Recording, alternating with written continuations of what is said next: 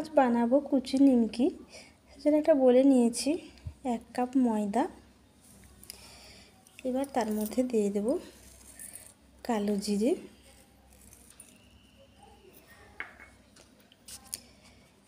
দেব স্বাদ মতো নুন,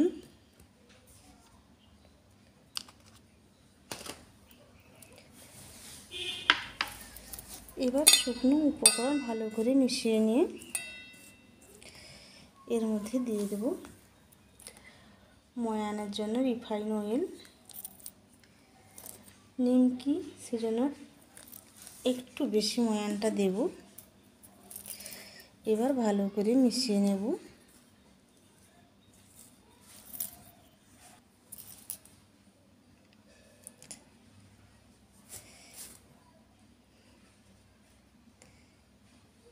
ময়দাটা ভালো করে ময়ান করে নিয়েছি। এবার মুঠো করলেই চাপ দিলে ভেঙে যাচ্ছে। ময়ানটা আমার ঠিক হয়েছে। এবার অল্প অল্প জল দিয়ে মেখে নেব।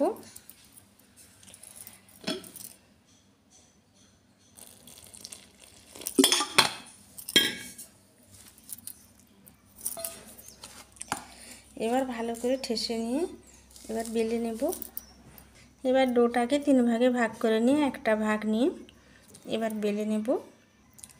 এবার একটা রুটির মতন করে বেলে নিয়েছি। এবার কেটে নেব। রুটিটা ঠিক একদম পাতলা করিনি, মোটামুটি ঘরোয়া রুটির মতন একটু মোটা রেখে বেলেছি।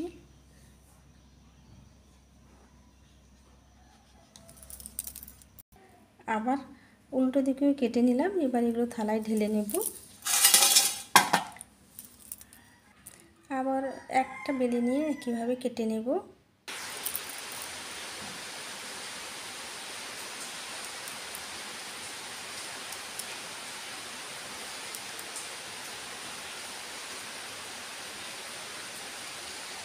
এগুলো পিৎজা কাটারে কাটলে ভালো হবে, আমি ছুরিতে কাটছি।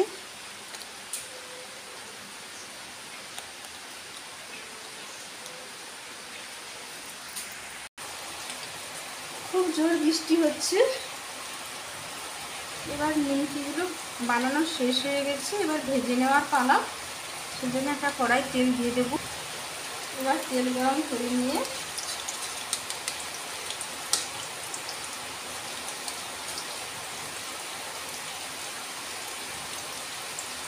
নিমকিগুলো কম কম করে দিয়ে ভেজে নেব।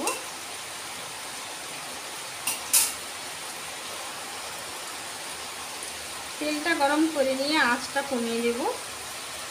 তাহলে নিমকি কিন্তু লাল লালচে হয়ে যাবে, ভেতর কিন্তু খাস্তা থাকবে না। সেজন্য হালকা আঁচে ভাজবো। এবার একটু ভেজে নিয়ে উল্টে দিলাম। এবার 2 দিক ভেজে নিয়েছি, তুলে নেব। তুলে নিয়ে আবারও দিয়ে দেব।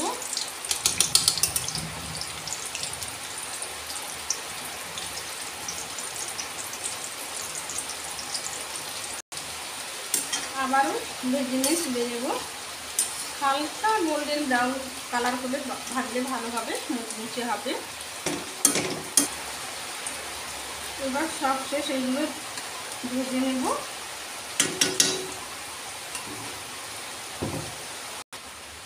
সব শেষ ভাজা হয়ে গেলে এবার তুলে নেব, আঁচ বন্ধ করে দেব। আমি একটা থালার ওপর কিচেন টিস্যু দিয়ে ভেজে ভেজে রেখেছি।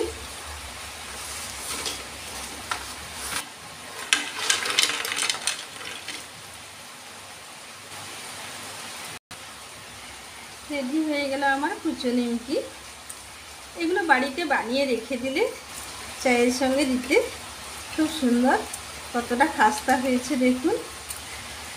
ছোট্টদের অল্প বাটিতে দিয়ে দেওয়া যাবে, তারা খুব সন্তুষ্ট হবে। আর বড়দের সন্ধ্যের চায়ে সুন্দর বানিয়ে রেখে দেওয়া যাবে।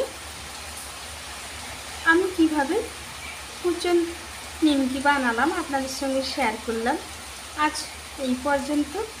আবার দেখা হবে অন্য কোনো দিন অন্য কোনো রেসিপির সাথে।